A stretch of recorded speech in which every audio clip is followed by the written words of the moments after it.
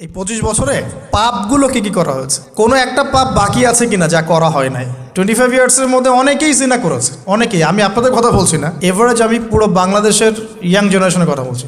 25 বছরের ইয়াং এই প্রজন্মটা, এই লেটেস্ট যে প্রজন্মটা, এদের অনেকেই জেনা করেছে, বিবাহ বহির্ভূত সম্পর্ক। এবং আমরা এখন জেনাকে অনেক সময় উস্কেও দেই, আমরা অনেক সময় এটাকে প্রমোটও করি, আমরা এটাকে ফ্যাশনও মনে করি। কারণ আমাদের ঢাকায় মানুষ বলে যে তোর গার্লফ্রেন্ড নাই।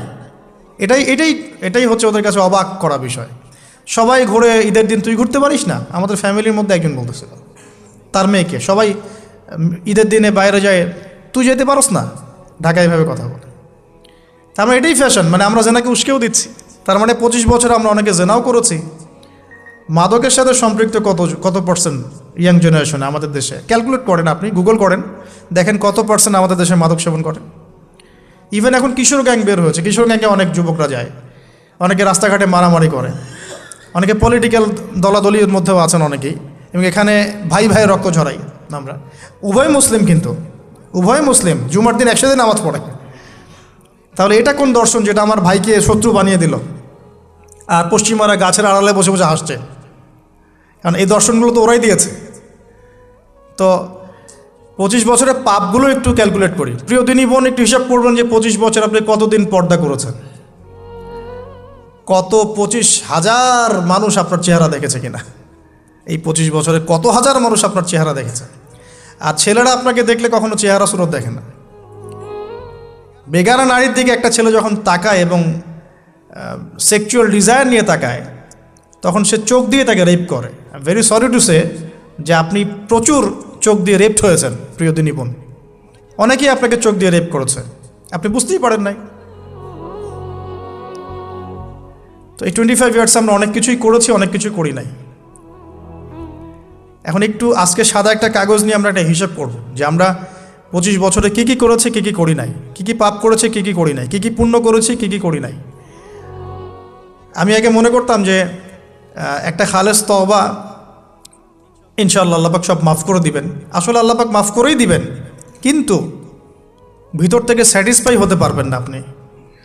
এখন যদি আপনি এখান থেকে আমার এই লেকচারটা শুনে আল্লাহর ওলি হয়ে যান এবং আপনি বড় মুহাদ্দিস, মুফতি, দিনের বড় দায়ী ইলাল্লাহ, বড় পলিটিশিয়ান, বড় ইঞ্জিনিয়ার, মানে যারা ওয়ার্ল্ডকে ইসলাম স্ট্যাবলিশমেন্টের দিকে নেতৃত্ব দিচ্ছেন, এমনও মানুষ যদি আপনি হয়ে যান, আপনি এই 25 বছরের ঋণটা শোধ করতে পারবেন না।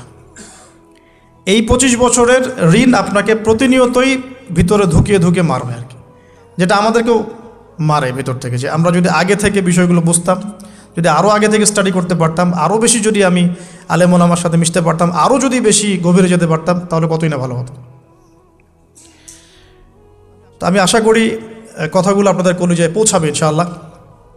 এখন লাইফের এটা সবচেয়ে ভাইটাল পার্ট। এই সম্পর্কে আমি জাস্ট 2টা হাদিস বলে আস্তে আস্তে কনক্লুশনের দিকে যাচ্ছি।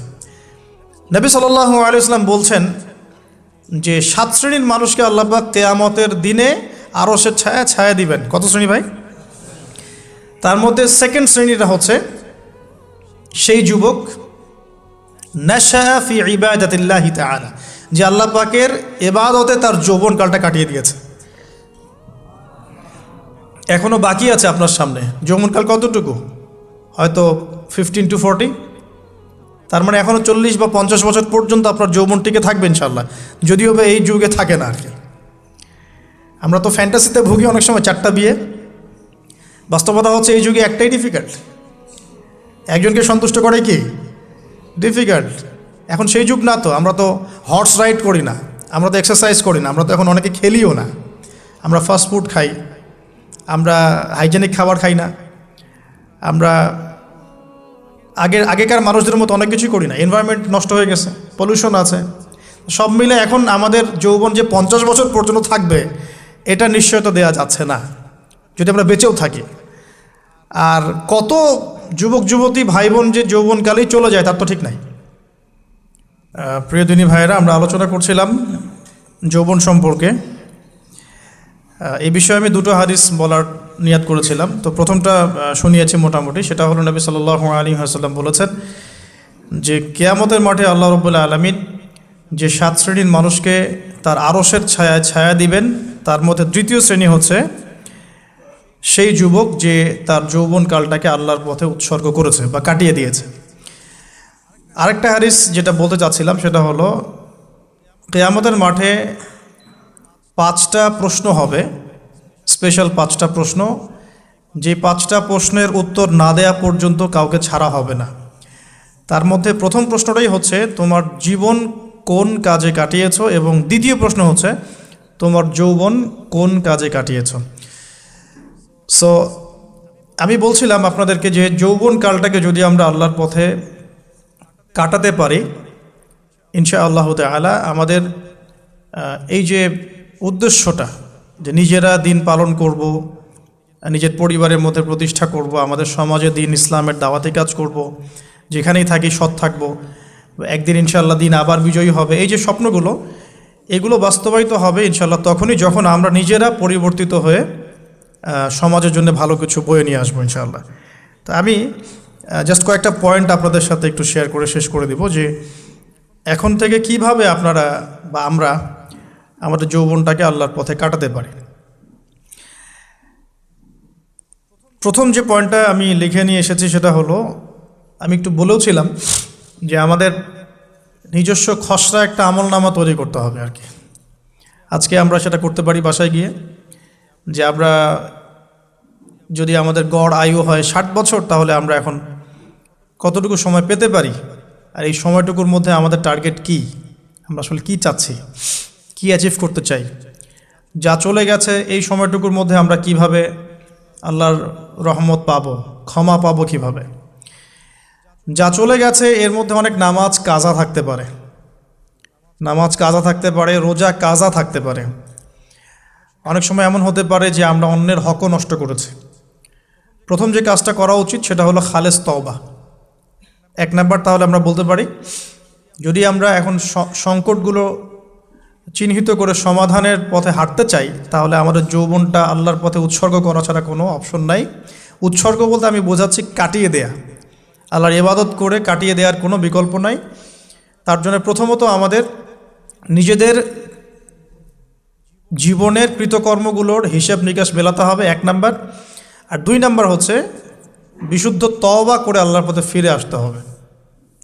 বিশুদ্ধ তওবা কিভাবে করব এটা আমরা অনেকে বুঝি না। অনেকে মনে করি যে মুখ দিয়ে জাস্ট আস্তাগফিরুল্লাহ বললেই হয়তো তওবা হয়ে যায়। বিষয়টা এমন নয়। বিশুদ্ধ তওবা হচ্ছে আপনি আল্লাহর দিকে পরিপূর্ণ অভিমুখী হবেন, রুজু করবেন, এর নাম হলো বিশুদ্ধ তওবা। যে পাপগুলো করেছি এগুলোর জন্য ক্ষমা চাওয়া, এই পাপগুলো কোনোদিন করব না এরকম প্রত্যয় ব্যক্ত করা, আর যদি অন্যের সাথে সম্পৃক্ত কোনো হক থেকে থাকে সেটা ফেরত দেওয়া। তো আমরা আজকে গিয়ে সুন্দর করে ওযু করে 2 রাকাত নামাজ পড়তে পারি। 2 রাকাত নামাজ পড়ে আমরা আল্লাহকে বলতে পারি যে আস্তাগফিরুল্লাহাল্লাযী লা ইলাহা ইল্লা হুয়াল হাইয়ুল কাইয়্যুম ওয়া আতুবু ইলাইহি। আল্লাহ, আমি আমার জীবনের এই যে একটা বড় সময় তোমার থেকে দূরে ছিলাম, নামাজ কাজা হয়েছে, রোজা কাজা হয়ে গেছে, চোখের হেফাজত হয় নাই, জিনা হয়ে গেছে নাউজুবিল্লাহ, মাদকের সাথে সম্পৃক্ত ছিলাম নাউজুবিল্লাহ, আমরা মিউজিক্যাল ইনস্ট্রুমেন্ট প্লে করেছি, ইত্যাদি ইত্যাদি। এগুলো থেকে আল্লাহ আমরা আজকে তোমার কাছে তওবা করছি, ক্ষমা চাচ্ছি, এবং আগামী দিনগুলোতে তোমার হুকুম আহকাম মেনে চলার তৌফিক চাচ্ছি। 2টো জিনিস খুব প্রয়োজন, একটা হলো তৌফিক, একটা হলো দোয়া। আপনার প্রচেষ্টা আল্লাহর কাছে দোয়া করতে থাকা এবং আল্লাহর কাছে তৌফিক কামনা করতে থাকা। আল্লাহ পাক যাকে ইচ্ছা তাকে তৌফিক দিয়ে থাকেন। আল্লাহ রাব্বুল আলামিন যাকে ইচ্ছা তাকে তৌফিক দিয়ে থাকেন। যে আল্লাহর কাছে যত বেশি চাইবে আল্লাহ পাক তত বেশি দিবেন ইনশাআল্লাহ। তো এই জন্য চেয়ে নিতে হবে, প্রথমত চেয়ে নেবেন যে আল্লাহ আপনি আমাকে তৌফিক দিন যাতে করে আমি আমার পুরো জীবনটাকে আপনার ইবাদতে কাটাতে পারি, আরও সে ছায়া পেতে পারি। আল্লাহ কবুল করুন, আমিন। এখন ইস্তেগফার করার পর যার যার হক তাকে তাকে ফিরিয়ে দেওয়া উচিত। যদি আপনি বা আমি, আল্লাহ না করুক, কারো হক নষ্ট করে থাকি, সেটা ফিরিয়ে দিতে হবে। এই হক নষ্ট ফিরিয়ে দেওয়ার মানে এটা নয় যে গার্লফ্রেন্ডকে কথা দিয়েছিলেন বিয়ে করবেন, সেখান থেকে ফিরে আসা যাবে না। ব্যাপারটা কিন্তু এমন নয় আর কি। এরকমও প্রশ্ন আমাদের কাছে অনেকে করেছেন যে আমি তো আমার গার্লফ্রেন্ডকে কথা দিয়েছিলাম যে আমি তোমাকে ছাড়া আর কাউকে বিয়ে করব না, তো এখন কি আমি ফিরে আসলে, তওবা করে ফিরে আসলে কি এর জন্য আল্লাহ আমাকে ধরবেন কিনা? মনে রাখবেন, শয়তান হচ্ছে এই পৃথিবীর সবচাইতে ইন্টেলেকচুয়াল প্রাণী। সিরিয়াসলি, ও যে এত বেশি স্মার্ট যেটা আমাদের চিন্তারও বাইরে, চিন্তার বাইরে। যখন শয়তান সরাসরি মানুষকে পথভ্রষ্ট করতে ব্যর্থ হয়, তখন কিছু নেক সুরত ধারণ করে। দিনী ভাই দিনী বোন, এটা নেক সুরত, ঠিক আছে। তারপরে দাড়ি টুপিওয়ালা মানুষের মধ্যে এটা ঢুকিয়ে দেওয়া যে আমি তো অনেক আবেদ মানুষ, পরহেজগার, ওরা তো ককরোচ। দেখবেন বেশি না, 1 মাস যদি কেউ নামাজ পড়ে, 1 মাসে 10টা বই পড়াশোনা করে, ইসলাম সম্পর্কে একটু ঘাটাঘাটি করা শুরু করে, অন্যদের সাথে কথা বলার ক্ষেত্রে তার যে বডি ল্যাঙ্গুয়েজ, এটা খেয়াল করবেন। তো শয়তান কিন্তু অনেক স্মার্ট, এভাবে শয়তান অনেকভাবে মানুষকে প্রতারিত করতে পারে। সো শয়তানের নেক্সট শুরুতে ধোকায় পা দিবেন না। আল্লাহ পাক আমাদের সবাইকে হেফাজত করুন, আমিন। খুব ভালো একটা কাজ করছি মনে করেন, একটা বড় প্রজেক্ট করছি সারা বাংলাদেশ ব্যাপী, একটু মনের মধ্যে ঢুকিয়ে দিল যে মানুষ তো দেখুক, মানুষ ভালো বলুক, যথেষ্ট আমল ধ্বংস হওয়ার জন্য। এতটুকু যথেষ্ট আমল ধ্বংস হয়ে যাওয়ার জন্য। আল্লাহ মাফ করুক আমাদেরকে। তো প্রথমে প্রিয় ভাই, তওবা করে ফিরে আসা, যার যার হক তাকে তাকে ফেরত দিয়ে দেওয়া। এরপরের সবচাইতে ইম্পর্ট্যান্ট জায়গাটাই হচ্ছে ইলম অর্জন করা। যেখানে আছেন সেখানেই থাকবেন, মানে যে যে প্রতিষ্ঠানে যে সাবজেক্টে পড়ছেন, এখন আপনাদের প্রায় জীবনের 20টা বছর চলে গেছে। এখন সবার পক্ষে আবার ইউটার্ন করে জিরো থেকে স্টার্ট করা পসিবল না, এবং এটা বুদ্ধিমানের কাজও হবে না, এটা বুদ্ধিমানের কাজও হবে না।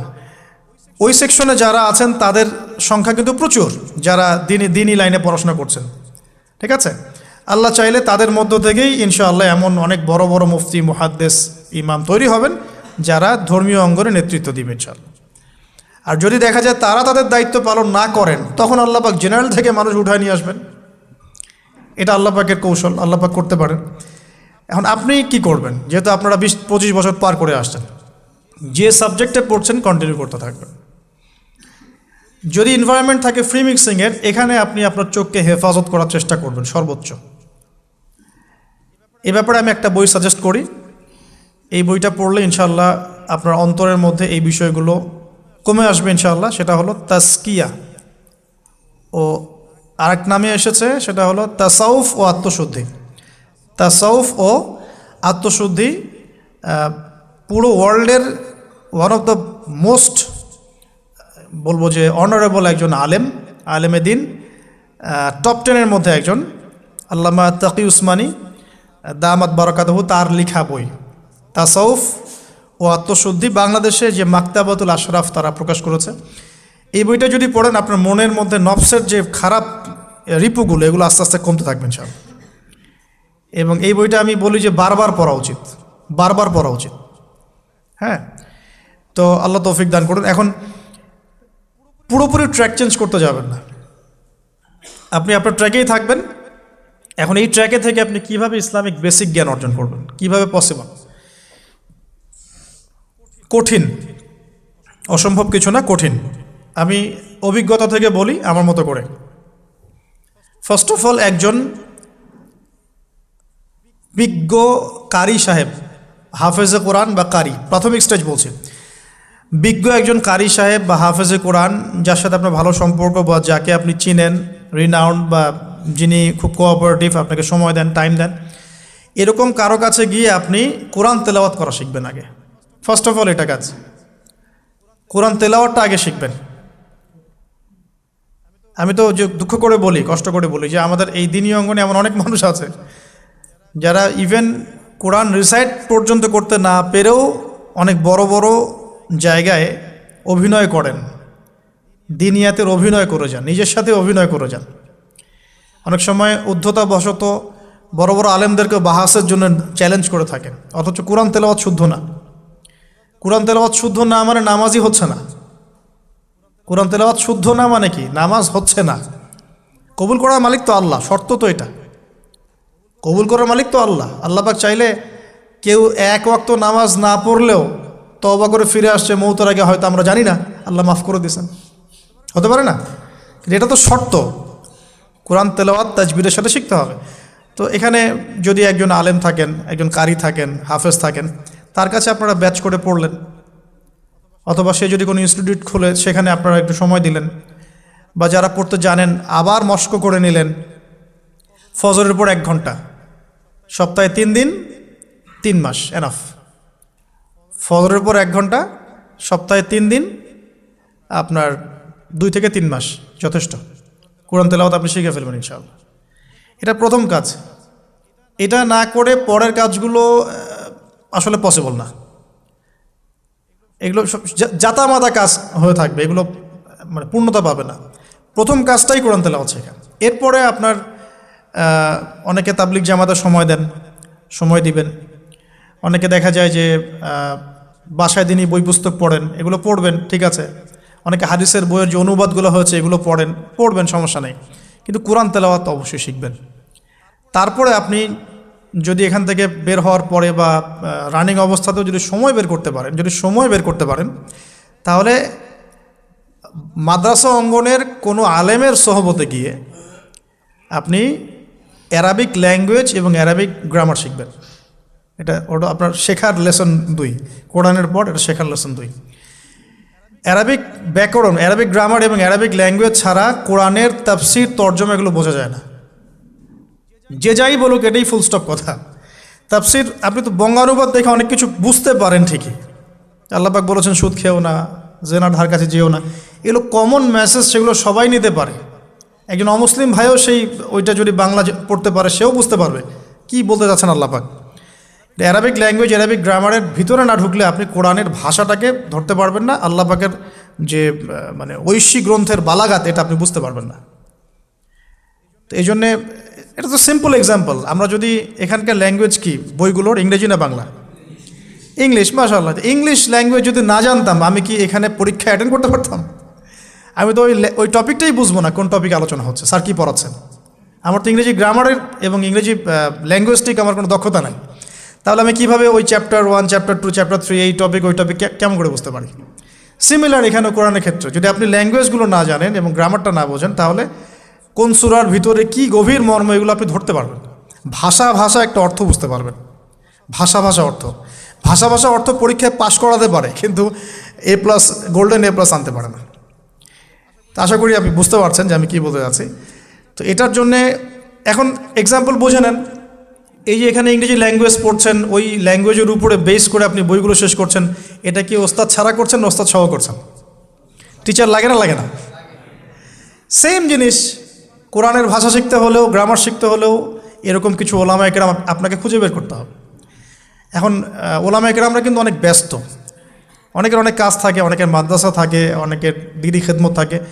এর মধ্যেও আল্লাহর কাছে দোয়া করতে থাকেন, ইনশাল্লাহ আপনাকে আপনার ওস্তাদ আল্লাহ পাঠিয়ে দিবেন ইনশাল্লাহ। আল্লাহ পাক কাউকে ওস্তাদ ছাড়া রাখবেন না। তো ওস্তাদের কাছে আপনার বিহেভিয়ার কেমন হবে? এখন আপনি টিচারের সাথে যেমন বিহেভিয়ার রাখেন সেরকম তিনি সবক দিবেন, আপনি সেটা বাসায় কভার করবেন, নতুন পড়া নেবেন, আবার পড়া দিবেন। এইভাবে আস্তে আস্তে 4-5টা ক্লাসিক্যাল অ্যারাবিক গ্রামারের বই যদি কভার করতে পারেন, ইনশাআল্লাহ আপনি কোরআনের এই যে আলহামদুলিল্লাহি রাব্বিল আলামিন পড়ছেন, অর্থটা নিজেই বুঝতে পারবেন। হ্যাঁ, যালিকাল কিতাব লা রাইবা ফিহি হুদাল লিল মুত্তাকিন পড়ছেন, আপনি নিজেই বুঝতে পারবেন যে আল্লাহ পাক কী বলছেন আমাকে। তো এই যোগ্যতাটা অর্জন না করলে সত্যিকার অর্থে আমরা যে কোরআনিক সমাজ যেটা বলি আর কি বড় গলায়, এটা আসলে বাস্তবায়িত হবে না, তা আমার মত। আর এরপরে আপনি আরও উঁচু লেভেলে যদি পড়তে পারেন, যে পড়াশোনা শেষ, আপনার জব সেকশন নিশ্চিত, আপনার সময় আছে মাশাআল্লাহ, এখন এই সময়ের মধ্যে আপনি চাইলে হাদিসের যে কিতাবগুলো, হাদিসের বেসিক কিতাবগুলো মোতাআলা করতে পারেন। যে কাজটা আমি এখন করছি আর কি, হাদিসের বেসিক কিতাবগুলো আপনি মোতাআলা করতে পারেন। এটার জন্য অ্যারাবিক এবারত পড়ার যোগ্যতা অর্জন করতে হবে। এটা কি জিনিস? এটা হচ্ছে জবর জের পেশ ছাড়া আরবি পড়ার যোগ্যতা। এখন যে কোরআন তেলাওয়াতটা আপনি শিখবেন সেটা হচ্ছে জবর জের পেশ দেয়া কোরআন আপনি পড়বেন, তাই না? কিন্তু হাদিসের যে বইগুলো আছে এই বইগুলোর মধ্যে কিন্তু কোনো জবর জের পেশ দেয়া থাকে না। মৌলিক কিতাবের কথা বলছি, মৌলিক যে বইগুলো। অনেকে মনে করেন অনুবাদ করা বইগুলোই মনে হয় মূল বই, এগুলো হচ্ছে ওই বইগুলোর অনুবাদ, আংশিক অনুবাদ, পুরোপুরি অনুবাদ নয়। মূল বইগুলো পড়তে হলে এবারত পড়ার যোগ্যতা অর্জন করতে হবে। এটা level 3, Arabic grammar, Arabic language শেখার পর এই লেভেলে মানুষ যায়। আর একটু ধাপগুলো চিন্তা করতে থাকেন, কোন ধাপে গিয়ে কোন বইগুলো পড়তে হয়। আর অনেক সময় আমরা কি উদ্ধত আচরণটাই না করি হুজুরদের সাথে, আলেমদের সাথে, স্কলারদের সাথে। বিকজ আমাদের সামনে একটা চমৎকার প্ল্যাটফর্ম আছে ফেসবুক, তাই না? এখানে তো মানে রাত দিন, দিন আর রাত একে, রাতকে দিন বানানো যায়, দিনকে রাত বানানো যায়। হ্যাঁ, এখানে ওই যে আলোর প্রতিসরণের মতো হয় আর কি, সাইজ এতটুকু, বিম্ব হবে এত। তো আল্লাহ মাফ করুক আমাদেরকে। এখন হাদিসের মোতালা যদি করতে না পারেন, ওই পর্যায়ে যেতে না পারেন, তাহলে কি? তাহলে ওই হাদিসের মধ্যে যে কিতাবগুলো বাজারে অনুবাদ হয়েছে ওগুলো পড়তে হবে। যেমন অনুবাদ হয়েছে ফয়জুল কালাম। ফয়জুল কালাম একটা হাদিসের কিতাব, মাদ্রাসায় পড়ানো হয়। এর মধ্যে চমৎকার অনেকগুলো হাদিস আছে, প্রায় সম্ভবত 1000-এর বেশি হবে। এরপরে মোতালা করতে পারেন আপনি মিশকাতুল মাসাবিহ, এই বইটাও অনুবাদ হয়ে গেছে, এটাও ভালো কিতাব মাশাআল্লাহ। এরপরে আছে রিয়াদুস সালেহিন, এটাও একটা চমৎকার কিতাব। বুলুগুল মারাম মিন আদিল্লাতিল আহকাম, এটা একটা কিতাব আছে, এটাও মোতালা করতে পারেন হাদিসে। এরপরে আছে আপনার এখন যেটা বলছি, ইসলামিক ফাউন্ডেশন হয়েছে অনেক আগেই। এছাড়া বাংলা বাজার ঢাকায় যে ইসলামিক লাইব্রেরিগুলো, প্রকাশনা সংস্থাগুলো আছে, তারা মোটামুটি আবু দাউদ, তিরমিজি, নাসাই, ইবনে বাজা, কোনো প্রকাশনী বুখারী মুসলিমের কিছু ভার্সনও অনুবাদ করেছে। তবে এই উঁচু লেভেলের হাদিসের কিতাবগুলো শুরুতেই হাত দেওয়া যাবে না, এটা একটা মাথায় রাখবেন। শুরুতেই এই বড় বড় কিতাবগুলো হাত দেওয়া যাবে না। প্রথমে মানে আমরা তো আগে এসএসসি ইন্টার পাস করে এখানে আসছি না, নাকি আগে ডাইরেক্ট এখানে ভর্তি হয়েছে? একই বিষয়। ওরকম ফয়জুল কালামের মতো বইগুলো আগে পড়তো, ফয়জুল কালাম, আলফিয়াতুল হাদিস, রিয়াদুস সালেহিন, মিশকাত, এগুলো আগে পড়বেন। তারপরে গিয়ে যদি যোগ্যতা হয় ওই বইগুলো হাত দিবেন। তবে অনেক সময় দেখা যাবে একটা হাদিস বুঝতে পারছেন না, কোরআনের আয়াত বুঝতে পারছেন না, ওই অবস্থাতেই ওই হাদিস এবং ওই কোরআনের আয়াতকে রেখে দিবেন। এটাকে নিয়ে কোনো রকমের কনক্লুশনে চলে যাবেন না, আর ওইটাকে নিয়ে প্রচার করতে যাবেন না।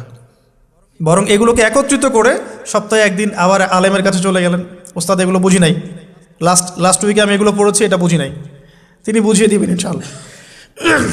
এগুলো পড়াশোনা। এর পাশাপাশি আমি বলছি বিষয়ভিত্তিক ইতিহাসের বই চলে আসছে, ইসলামের ইতিহাসের বই চলে আসছে।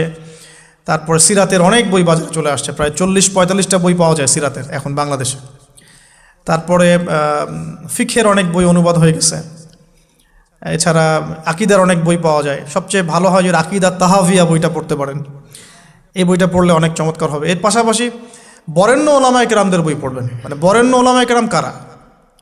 যারা পুরো ইসলামিক বিশ্বে স্বীকৃত, যারা কোনো সাম্প্রদায়িকতা বিলং করেন না, যে আমি এই সম্প্রদায়ের মানুষ, আমি ওই সম্প্রদায়কে মুসলিম মনে করি না, এরকম না। যারা বরেণ্য, রিনাউন্ড ওলামায়ে কেরাম সারা ওয়ার্ল্ডে।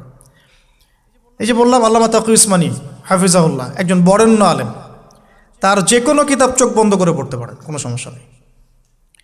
বাংলাদেশে আব্দুল মালেক সাহেব হাফিজাহুল্লাহ, মারকাজুদ দাওয়ার পরিচালক, একজন বরেণ্য আলেম। আশরাফ আলী থানভী রহিমউল্লাহ একজন বরেণ্য আলেম। হানাফি কওমের ফিকহে এরকম অনেক বরেণ্য ওলামায়ে কেরাম আছেন। তারপরে আরবের মধ্যে এমন অনেক বরেণ্য আলেম আছেন, শাইখ উসাইমিন, শাইখ বিন বাজ, সালেহ আল ফাউজান, এরকম অনেক বড় বড় আলেম আছেন যারা রিনাউন্ড ওলামায়ে কেরাম। তাদের কিতাবগুলো আপনি পড়তে পারেন, কিন্তু যাদের মানে লেখা এবং গবেষণাগুলো ছাত্র পর্যায়ের, এগুলোকে আপনি প্রামাণ্য বই বানাবেন না। তো প্রামাণ্য বই পড়বেন আর আলেমের সাথে সম্পর্ক রাখবেন। দুটো যখন একসাথে থাকবে তখন আপনি কিছু আটকে গেলেও তার সাথে পরামর্শ করে একটা কনক্লুশন খুঁজে পাবেন। এগুলো জাস্ট বই সংক্রান্ত কথা বললাম। এখন এগুলো হচ্ছে সবচেয়ে বড় বিষয়টা হচ্ছে, এগুলোর চাইতে বেশি বড় বিষয় হচ্ছে যে কোনো একজন, অন্তত পক্ষে একজন, আপনি চাইলে 10 জনের সাথেও রাখতে পারেন, কিন্তু অন্তত পক্ষে একজন মুহাক্কিক আলিমের সাথে আপনি সম্পর্ক রাখবেন পরামর্শের জন্য।